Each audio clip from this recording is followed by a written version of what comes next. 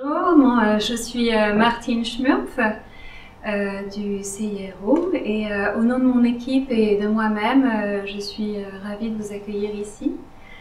Cette contribution que vous allez apporter à notre travail est précieuse. Donc pour commencer par le commencement, je vais préciser le sujet de notre enquête. Donc commençons par le commencement. Nous, en tant qu'êtres vivants, sommes confrontés au reste de l'univers, classés en 4 catégories. Première catégorie, les êtres vivants, humains ou animaux. Deuxième catégorie, les objets. Troisième catégorie, les lieux. Quatrième catégorie, les éléments. Ce qui constitue notre sujet d'étude aujourd'hui, c'est le rapport si particulier que l'être humain entretient à ce qui fait sa vie en termes de petit a, communication, et petit b, interaction. L'homme, ou la femme d'ailleurs, que nous appellerons dorénavant l'homme, peut parler à un autre être humain. Bonjour, ça va, etc. Peut parler à un objet, catégorie 2, le fameux Allez Titine démarre. Catégorie 3, au lieu, au lac, rocher muet, grotte, forêt obscure. Vous que le temps épargne ou qu'il peut rajeunir, gardez de cette nuit, gardez belle nature, au moins le souvenir. Donc ça, c'est un poème de Lamartine, l'autre. Et dans le même poème pour la catégorie 4, Lamartine, l'autre, dit « Autant... » Suspends ton vol. Bon, le rapport qu'évoque Lamartine dans son poème aux lieux et aux éléments ne rentre pas dans le cadre de cette enquête. En effet, depuis 1870, fin de la période du romantisme, on ne croise plus d'hommes debout sur un rocher, les cheveux dans le vent, en train d'invectiver l'infini de la plage qui l'entoure.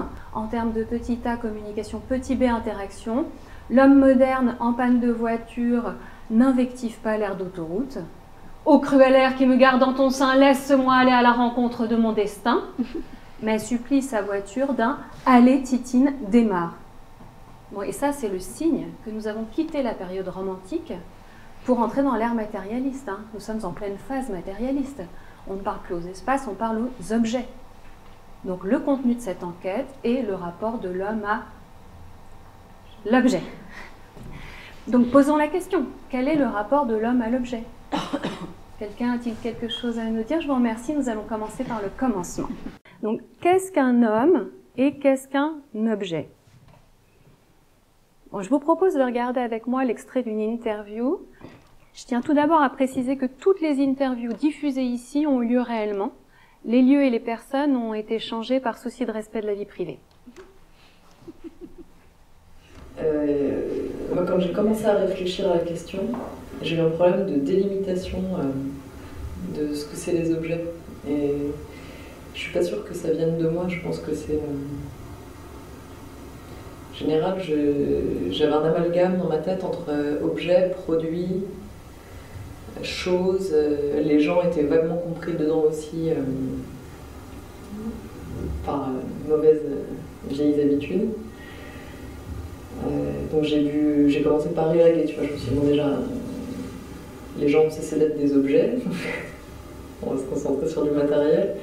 Ensuite, les premiers objets qui me sont venus en tête, c'est des objets domestiques. Quand je pense, qu'est-ce que c'est mon rapport aux objets, Donc arrêtons-nous sur cette réflexion. J'avais un amalgame dans ma tête entre objet, produit, chose. Les gens étaient vaguement compris dedans aussi par mauvaises vieilles habitudes. Donc l'interviewé s'interroge sur le fait qu'un homme puisse être un objet. Relisons notre petit Robert. Alors, homme, nom masculin, être appartenant à l'espèce animale la plus évoluée de la Terre, individu, personne, femme, mammifère, primate, famille des hominiens, seul représentant de son espèce. Et page 1172, objet, nom masculin. qui vient du latin objectum, ce qui est placé devant, de objicere, jeter, iacere, devant. Premièrement, au sens didactique, toute chose, y compris les êtres animés, qui affectent les sens, et spécialement la vue. Alors l'interviewé a raison de faire l'amalgame objet-gens. Mais ce qui nous intéresse ici, c'est plutôt le deuxième sens du mot, chose solide, ayant unité et indépendance, et répondant à une certaine destination. Chose, machin, truc. Un animal domestique, vous en conviendrez, répond aux deux définitions de l'objet. C'est un croisement entre un animal et un lieu, la maison, qu'il transforme en un presque objet, un animal domestique. Revenons au propos de l'interviewé. Nous avons vu que dans son rapport à l'univers classé en 4 catégories, un homme peut parler à sa voiture. A contrario, à quel moment un homme devient-il voiture? Le cas du chauffeur de taxi. Le chauffeur de taxi est le prolongement essentiel de son taxi. Il confère à son outil sa raison d'être et réciproquement. Le chauffeur de taxi est presque un objet.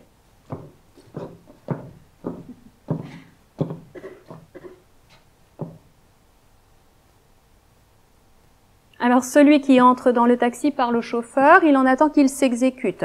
Le chauffeur est le moteur de son taxi, il en est le GPS intelligent, l'aspect vivant n'interfère que par sa souplesse à satisfaire le client.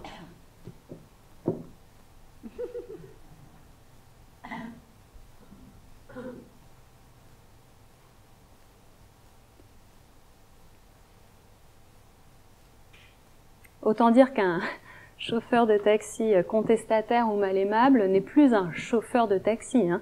C'est un homme déguisé en chauffeur de taxi. Ah, l'homme bouillotte que nous apprécions tant dans nos lits, mesdames et messieurs, est-il apprécié parce qu'il est humain ou parce qu'il a une taille beaucoup plus adaptée à nous que la vulgaire bouillotte de pharmacie?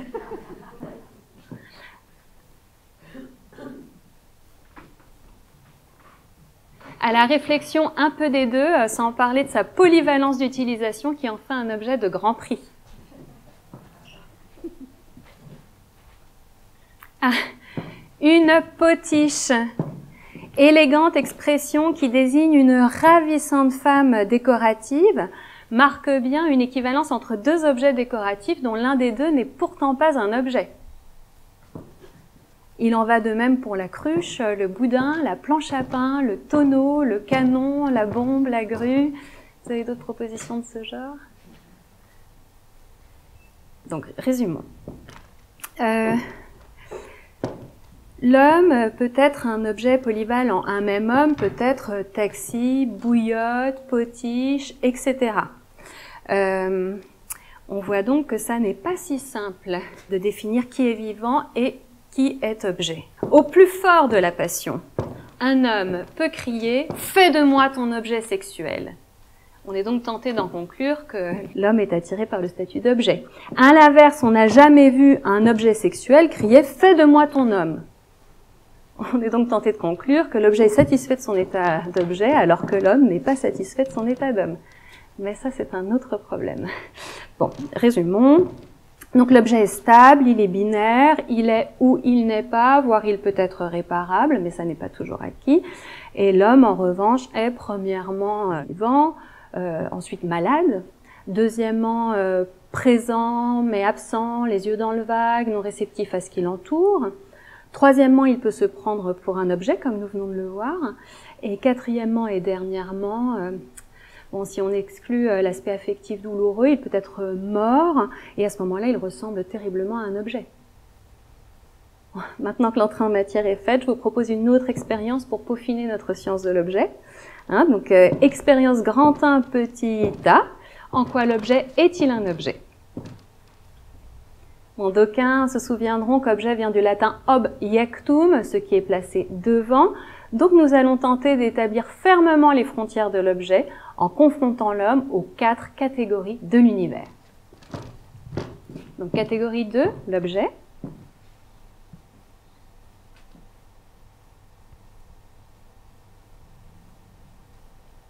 Catégorie 1, le vivant, l'humain.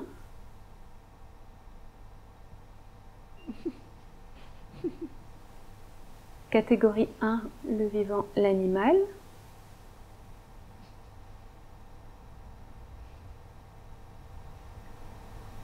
Catégorie 3, les lieux. À moins que ce soit catégorie 4, je sais plus. Ah non, catégorie 3, les lieux maintenant. Tout à l'heure, c'était les éléments. Ou l'inverse. Oh.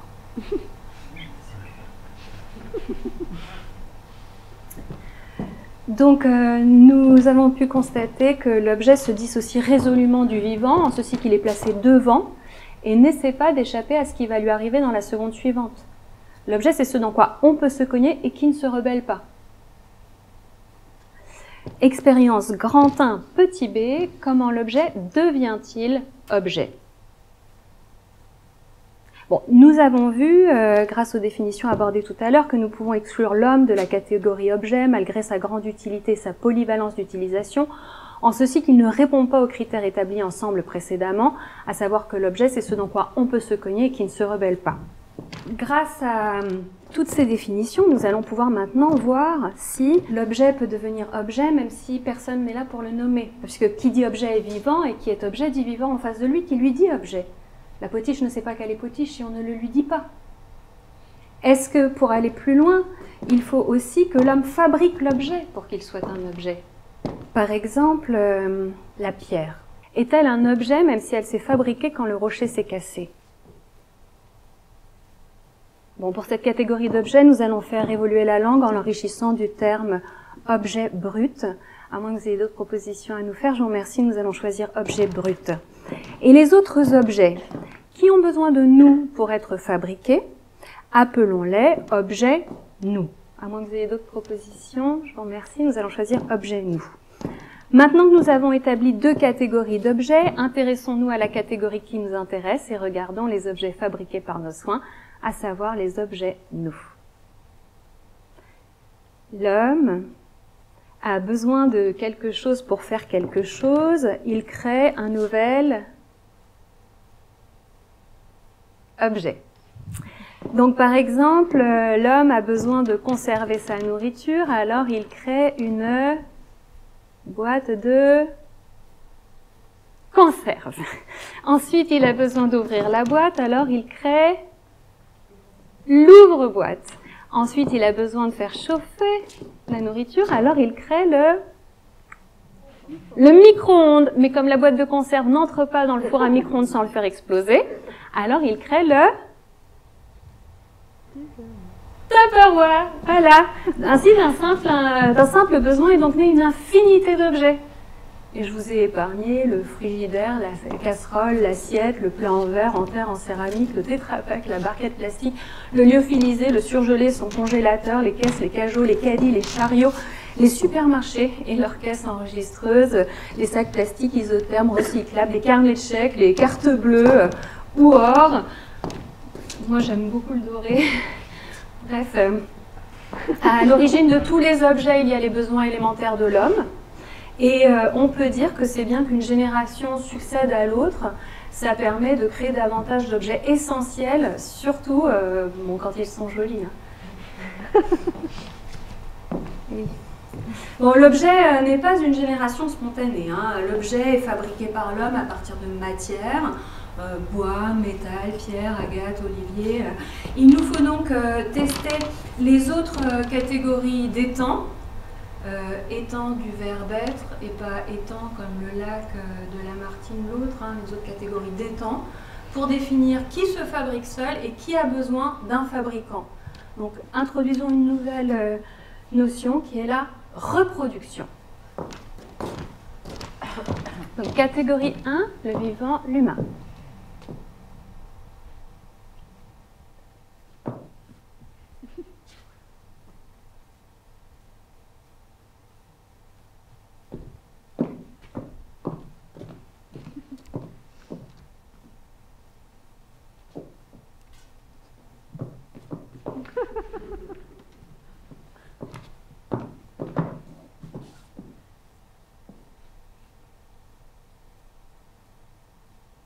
Catégorie 1, le vivant, l'animal.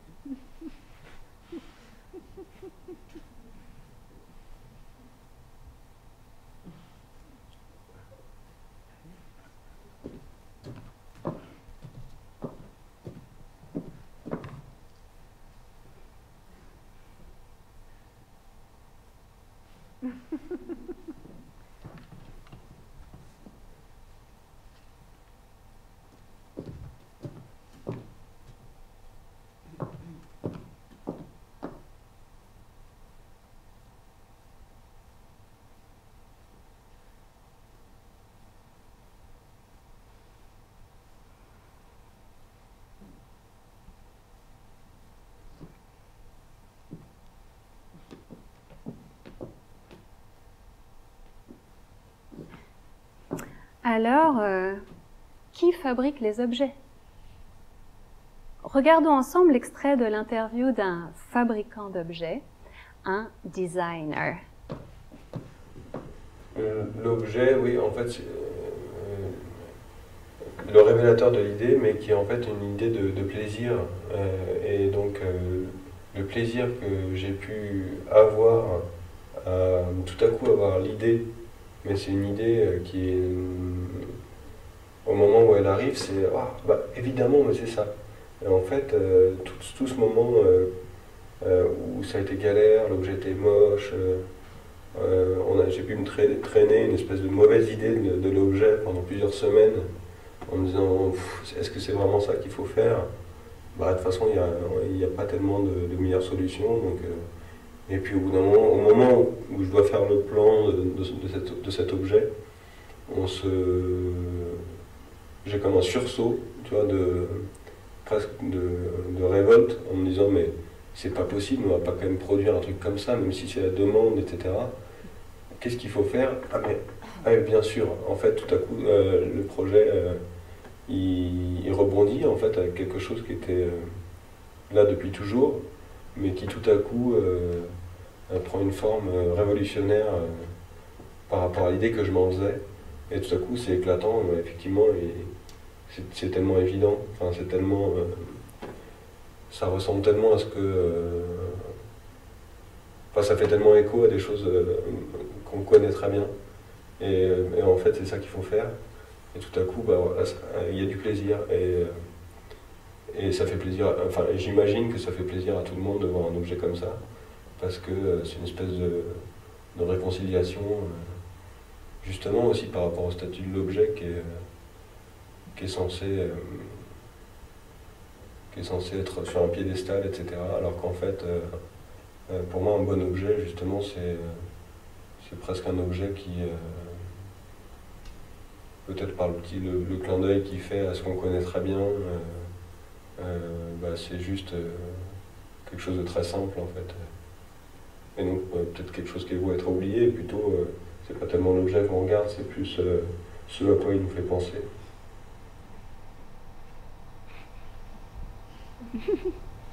C'est tout simplement réjouissant. Hein. C'est jubilatoire.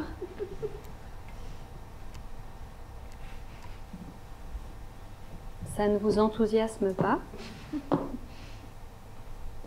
Vous allez me parler de surproduction, de pollution?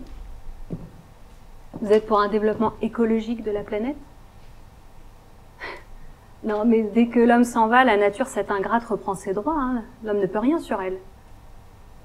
Alors que les objets, quand on les abandonne, leur vie perd tout sens. Ils se dégradent sans espoir de retour. Regardez donc cette vidéo.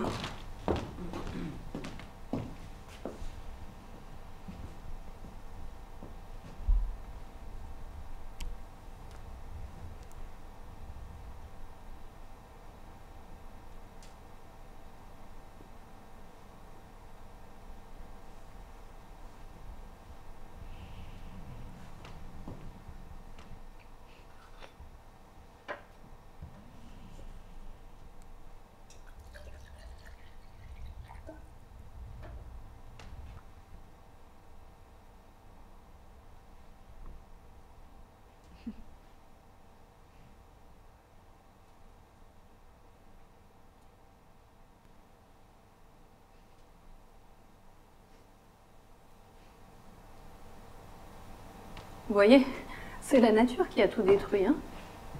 L'homme ne peut rien sur elle. Bon, résumons. L'objet, c'est quelque chose qu'on fabrique pour se faciliter la vie et qui ne se rebelle pas. Sauf quand il casse. Peut-on parler de rébellion quand un objet casse? Bon, imaginez un repas de famille. Le lave-vaisselle refuse de se mettre en marche. Il laisse une montagne d'assiettes graisseuses, de plats maculés de sauce, de verres vineux. Et si au même moment le fils de la famille tombe de son nouveau vélo et le frappe pour le punir, que nous vient-il à l'esprit? Premièrement, le lave-vaisselle est vache de tomber en panne à ce moment crucial de son existence. C'est un peu comme la panne de chauffe-eau au plus fort de l'hiver ou la grève des trains le jour des vacances. Et deuxièmement, pourquoi le garçon tape-t-il son vélo si le vélo n'est qu'un objet voué à servir l'enfant sans volonté propre? Nous mettons là le doigt sur de contradictions qui nous permet de faire une expérience scientifique. Nous avons fait un travail de caméra cachée où nous avons filmé des êtres humains en train de s'en prendre à des objets.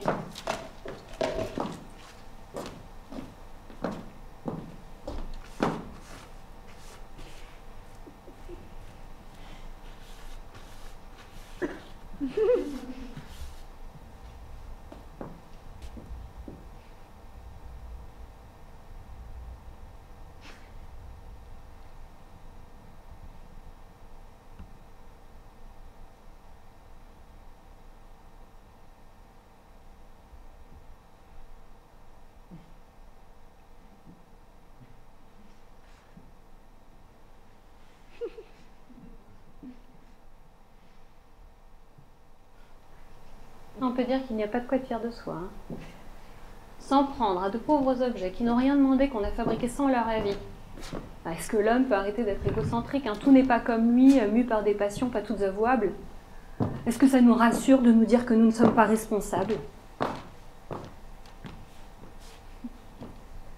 Des tout petits, nous nous berçons d'histoires où les jouets se mettent à vivre dès que nous dormons et la nature aussi. Est-ce qu'on ne peut pas laisser ce qui nous entoure tranquille? Il faut que tout soit comme nous, pris dans des activités multiples et fatigantes? Non mais, rendez-vous compte. Non seulement l'objet est là pour faire le lien entre le cerveau et le monde, mais en plus il aurait sa vie à lui. Ça fait beaucoup, non? De toute façon, posons la question. Hein. Qui n'a pas rêvé de tout jeter pour vivre dans un espace dépourvu du superflu? Et pourtant, l'homme s'est rendu entièrement tributaire de l'objet pour transmettre ses inventions, ses découvertes. Donc la question suivante, hein, c'est la relation à l'objet est-elle purement unilatérale et utilitaire de l'homme vers l'objet? La théorie familiale, c'est on remplit nos greniers. C'est-à-dire qu'on n'a pas eu de grenier, donc on remplit les greniers. C'est-à-dire qu'on n'a pas d'héritage. Ce qui n'est pas tout à fait vrai. En fait, c'est pas vrai pour moi en tout cas, mais c'est vrai évidemment pour la famille de ma mère. C'était vrai évidemment pour mes grands-parents, encore plus.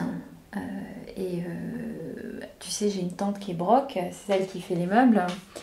Et avec ma tante qui est broc, qui a une compulsion d'achat qui est à la côté de la mienne, c'est de la rigolade. Et bien cette tante et moi, on se dit tout le temps, voilà, on remplit nos greniers. Donc c'est peut-être un trait, tu vois, d'histoire de famille. C'est peut-être aussi un trait oriental. Enfin, toujours sur le mode ironique, tout le monde se moque de moi parce que j'ai un angle dans ma grande pièce qui est vide où il n'y a pas d'objet justement. Et on me dit, c'est pas très arménien. C'est vrai que les intérieurs orientaux sont plutôt sur le remplissage que sur le zen dépouillé. Bon, ça je sais pas si c'est vrai. C'est bien gentil et c'est assez merveilleux parce que ça a un côté... J'ai les racines orientales. Bon, je sais pas. Parce qu'en fait, ma tante paternelle, enfin, du côté de mon père, elle est pareille. Donc, elle remplit sa baraque de tasses à thé, de petites cuillères. Donc, voilà. Donc, le trait principal, ce serait le soin, le goût le goût de la présence des gens, l'intelligence des gens qui ont fait les choses. Alors ce que ça induit aussi, c'est une responsabilité vis-à-vis des choses. C'est-à-dire que par exemple, hier, la première chose que j'ai faite en me levant, c'est que j'ai cassé un bol, hein, mon petit bol rose là, dans lequel je mets du sel. Et je me suis sentie merdique, pas tellement parce que j'avais cassé, enfin d'abord parce que j'avais cassé un objet joli, mais aussi, et ça c'est quelque chose qui est aussi super chiant, c'est que je me suis dit, cette chose-là est parvenue jusqu'à moi et je l'ai cassée. Et c'est un truc que j'ai ressenti très fortement quand un jour j'ai découvert que j'ai acheté un cachemire dans une brocante. C'est un cachemire qui est en très bon état, ce qui est rare parce que d'habitude ils sont bouffés au mythe. Et chez moi, il a été bouffé au mythe. Et le premier sentiment que j'ai eu, c'est j'ai gâché, enfin j'ai abîmé quelque chose qui était parvenu jusqu'à moi intact. On a une responsabilité du coup accrue à l'égard des objets, puisque plus tu sens la personne qui l'a fait, et plus c'est ça qui t'intéresse, plus forcément il y a un phénomène de transmission. Alors voilà, je me pourris l'existence avec ce genre de conneries. Et en particulier, ce cachemire, il avait au centre, tu sais, il y a un centre qui est monochrome et il était signé. Évidemment, les mythes ont bouffé la signature. Et donc voilà, je me suis dit, bah voilà, c'est con, quoi. Symboliquement, c'était très très con. Alors heureusement, après, j'ai découvert qu'il y avait une autre signature à un autre endroit. Donc voilà, ouf, j'ai pas complètement, les mythes chez moi n'ont pas complètement massacré ce truc-là. Donc voilà mon rapport complètement, complètement tordu aux objets. Étant tous semblables dans notre rapport aux objets. Dans 100% des entretiens, les entretenus m'ont confié souhaiter se débarrasser des objets. Les raisons évoquées étaient divisées en plusieurs catégories. Premièrement, à cause d'un encombrement spatial qui restreint la qualité de vie. Deuxièmement, à cause de la charge d'entretien, comme nous venons de le voir. Troisièmement, le poids historique de qui on les a hérités. Quatrièmement et dernièrement, à cause de l'influence occulte, n'ayons pas peur du mot, à cause de l'influence occulte des objets sur la vie de leurs propriétaires. Reprenons notre exemple du vélo. Si je frappe mon vélo quand je suis tombée, c'est que je pense qu'il y est pour quelque chose. L'objet qui ne se rebelle pas ouvertement, se rebelle-t-il en douce, dès que j'ai le dos tourné? L'objet est-il faux, pervers? L'objet a-t-il une vie indépendante de moi? Le chauffe-eau qui tombe en panne au plus fort de l'hiver, aime-t-il à me dire quelque chose, que je ne suis pas la chef? L'ordinateur qui plante après 3 heures de travail non sauvegardé, qu'est-ce qu'il veut? M'apprendre la vie? La lampe qui fait court-circuit et brûle toute une famille, est-elle criminelle? On pense tout maîtriser, mais si l'inanimé prend vie malgré nous, où en sommes-nous? L'homme fabrique des choses qu'il ne maîtrise pas après. L'accident de voiture est-il de la responsabilité de l'homme ou de la voiture? Nous pouvons établir 2 catégories de manquements des objets. Première catégorie, les manquements spontanés. Deuxième catégorie, les manquements subis. Premièrement, parlons des manquements spontanés. Un pneu qui éclate, un frigidaire qui chauffe, une ampoule qui claque sont ce qu'on peut appeler des manquements spontanés. Alors que 2 voitures qui rentrent en collision ou l'explosion d'une bombe sont ce qu'on peut appeler des manquements subis ou le retournement des objets contre l'être humain. Sans objet, on mourrait beaucoup moins, hein, plus de pistolets et tout de tintouin. Bon. En même temps, sans objet, on en serait encore à chasser des petits animaux à main nue qu'on mangerait cru avec la peau, et on aurait froid, voire même on mourrait tous de froid tous les hivers. Donc considérons que l'homme a besoin des objets qu'il fabrique pour vivre, quitte à en subir la révolte passive et sourde, quitte à en être la victime. Mais d'une manière générale, l'objet protège l'homme. Hein. L'objet peut aussi proposer une protection contre les idées, les symboles, les esprits.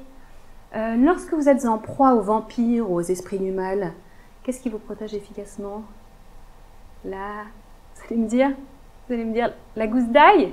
Je vous répondrai qu'elle est pas si intéressante que ça. Non, c'est le crucifix. Ça, c'est un objet utile. Il permet de se recommander à Dieu tout en chassant les esprits du mal. C'est là qu'on est bluffé. Hein. L'homme fabrique des choses qui en elles-mêmes ont le pouvoir d'agir sur les choses immatérielles. Le diamant agit sur l'esprit de la femme puisque c'est son meilleur ami, tout comme le soutien-gorge agit sur l'esprit de l'homme. Nous mettons là le doigt sur 2 notions complémentaires, la notion du magique et la notion du désir. Comme nous sommes dans une démarche scientifique, nous nous devons d'avoir une rigueur toute scientifique et de nommer un chat un chat. Si Dieu est présent dans un objet, le crucifie. À l'inverse, le diable peut lui aussi être présent dans un objet. Si un jour, on vous surprend en train de piquer des petites aiguilles dans une poupée qui ressemble à votre pire ennemi, vous aurez du mal à faire croire à l'observateur que c'est anodin, que c'est uniquement pour vous détendre. C'est comme les masques africains de danse vaudou, on ne sait pas dans quel esprit ils ont été sculptés. Je suis toujours étonnée de ces gens qui décorent leur maison avec ces masques. Savent-ils qu'ils s'entourent ainsi parfois d'esprits particulièrement malveillants? Nous avons fait une expérience particulièrement angoissante où nous avons considéré que tous les objets étaient chargés de pouvoirs occultes.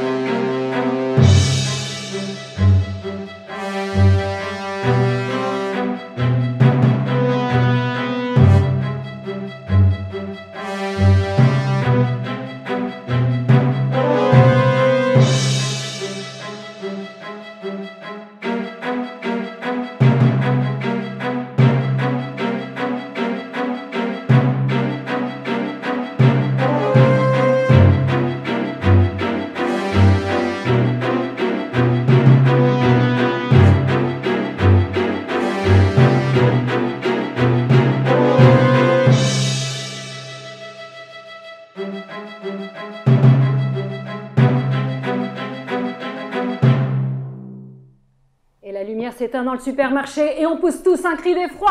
Ah! Vous savez pas pousser un cri d'effroi? Allez, on pousse tous un cri d'effroi. Ah! Donc les objets peuvent faire peur alors qu'ils ne réagissent à rien, comme s'ils avaient une vie autonome. Donc c'est l'homme qui charge l'objet et par magie, l'objet conserve sa volonté. Non mais l'homme est un dieu pour les objets. L'objet magique par excellence, c'est l'argent. Hein. Échanger quelques bouts de papier, quelques morceaux de métal contre tout le reste, c'est quand même une très riche idée. Hein. Ceux qui l'ont inventé sont vraiment très forts, je les salue. Bah oui, c'est cet objet-là qui finit par être l'ordre du monde. C'est celui qui hiérarchise les êtres vivants, qui les rattache à une vie humaine ou pas, qui les transforme en objets améliorés ou non. C'est faramineux les conséquences d'un morceau de métal. Qu'est-ce qui fait se lever les gens plus tôt ou se fait coucher plus tard? C'est souvent la perspective de posséder davantage de choses. Nous avons mesuré le pouvoir d'attraction des objets sur l'homme comparativement à celui des plantes.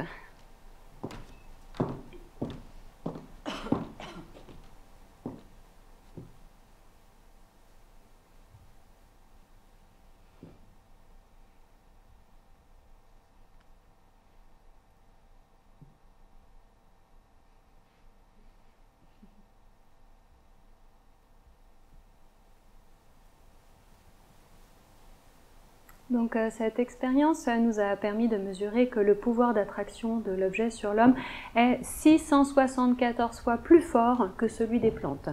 Bon, quand on sait que les plantes c'est bon pour la santé, les objets pas nécessairement, c'est navrant, mais bon, nous ne sommes pas là pour donner notre avis, ce n'est pas scientifique et nous sommes scientifiques. Donc le pouvoir d'attraction de l'objet est 674 fois plus fort que celui des plantes. Bon, nous avions réalisé un micro-trottoir. Et malheureusement, suite à un problème technique, je suis dans l'incapacité de vous le diffuser ici. Bon, j'en suis navrée. Hein.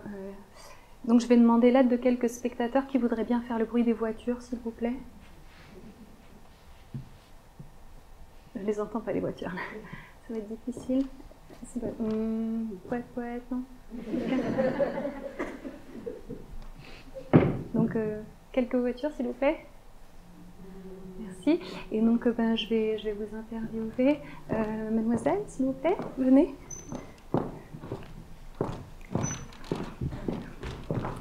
Donc, venez ici. Voilà, posez-vous là. Donc, ça, c'est le micro. La caméra, elle est là-bas. Bonjour. De quoi êtes-vous capable pour obtenir une plante? Je ne sais pas. De quoi êtes-vous capable pour obtenir un objet? De tout. Merci beaucoup. Monsieur, s'il vous plaît.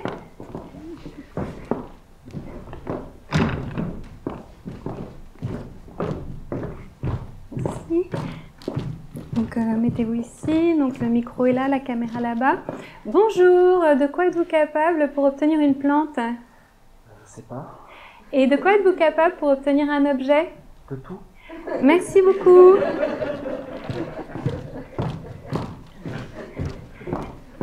Mademoiselle, s'il vous plaît.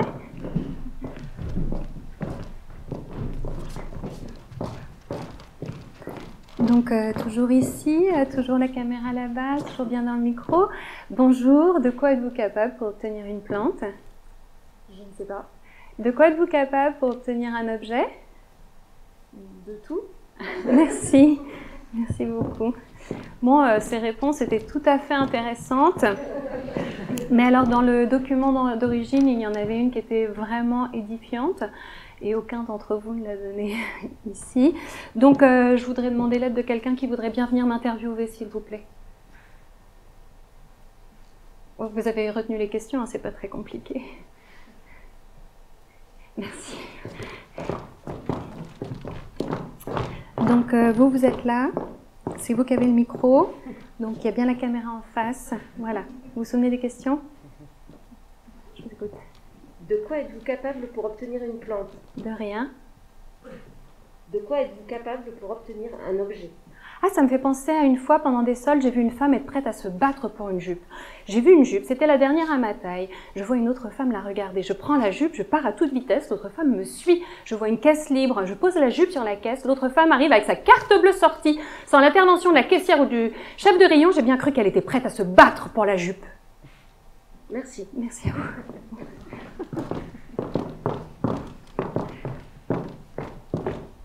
Donc, grâce aux réponses édifiantes de ce micro-trottoir, on voit que l'homme est dans un état de fascination, de quasi-adoration pour ce veau d'or qu'est l'objet. Dès l'édification des religions, ce danger a été souligné. L'aliénation de l'homme à l'objet a ceci de grave qu'elle est sans limite. Donc, je vous propose de visiter avec moi un de ces temples où l'homme est au service de l'objet.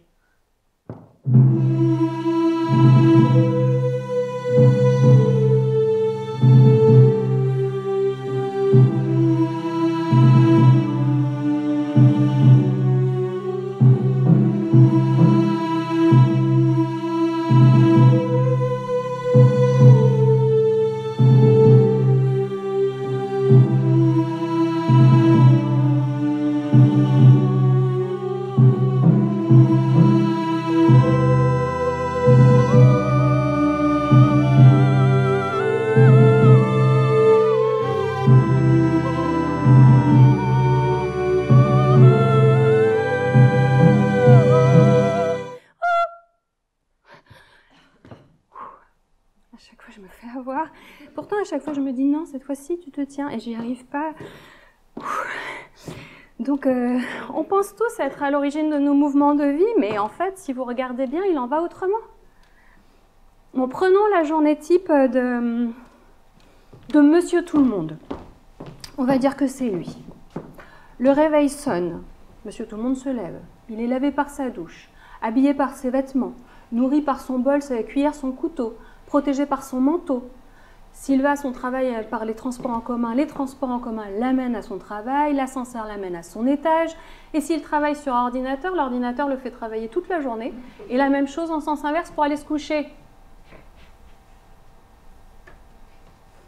Je me permets de poser la question, mesdames et messieurs. Où est le libre arbitre, l'esprit de décision de notre homme? L'homme perd progressivement sa supériorité de polyvalence. Il est entouré et manipulé par des objets qui sont de plus en plus petits, qui font de plus en plus de choses. L'ordinateur travaille sans état d'âme, lui, en plus. Et puis, chaque jour, l'ordinateur fait davantage de choses sans prendre davantage de place. À l'heure de la surpopulation, c'est la solution. Même aujourd'hui, regardez, grâce à mon ordinateur, je suis venue sans mes collègues. J'ai fait considérablement chuter le bilan carbone de cette conférence. Non, parce que d'une part, on n'a pas pris les billets de train, on n'a pas pris les chambres d'hôtel, on n'a pas dû non plus faire laver les serviettes le lendemain matin. C'est vraiment formidable. Et puis, grâce à mon ordinateur, on a pu aller au supermarché, à la plage, sans prendre aucun risque, sans se fatiguer à traverser la rue. Tout ça, vous voyez, c'est quand même vraiment formidable. Et en plus, on n'est pas limité. C'est ça qui est merveilleux. C'est-à-dire que, bon, on aurait pu s'arrêter là, mais en fait, j'ai eu envie de vous faire un cadeau. En fait, j'ai fait venir des chanteurs. Et voilà, c'est cadeau. Vous voyez, donc pas de billet de train en plus, pas de contrat, pas de chambre d'hôtel. Et elle est là et elle chante juste.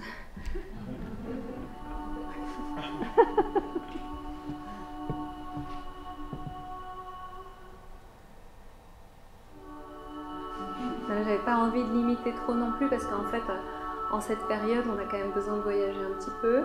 Et donc, je me suis dit qu'on pouvait s'offrir la Philharmonie de Paris. Tout ça sans risquer un cluster, bien sûr.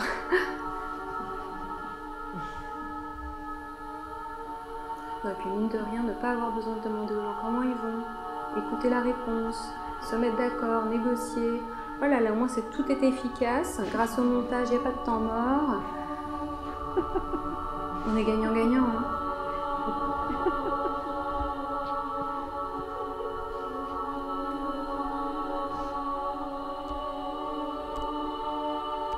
Moi j'aime bien cette musique parce qu'en fait ça me fait penser à... Je ne sais pas si vous avez déjà eu ça, vous, une formation de la méditation du renoncement. Parce que moi, à mon dernier licenciement, ils nous ont offert toute une formation sur la méditation et notamment celle du renoncement et c'était super. Le licenciement, il est passé crème.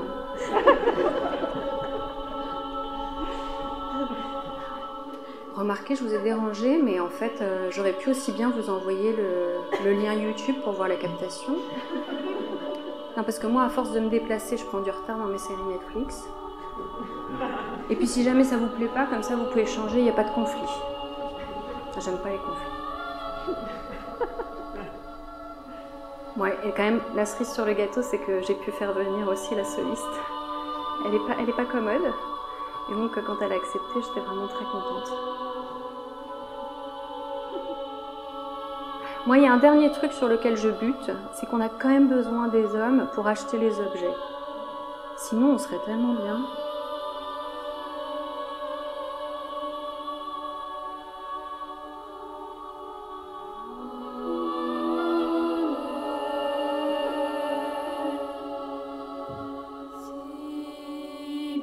Ça fait du bien cette musique. Hein. Si vous avez envie, vous pouvez même chanter avec, hein, c'est possible.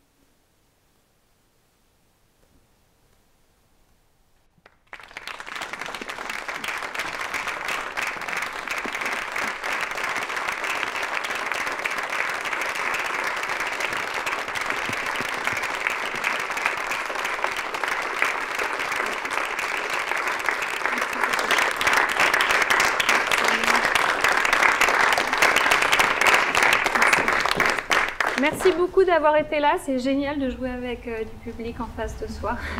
Ça fait un bien fou. Merci beaucoup.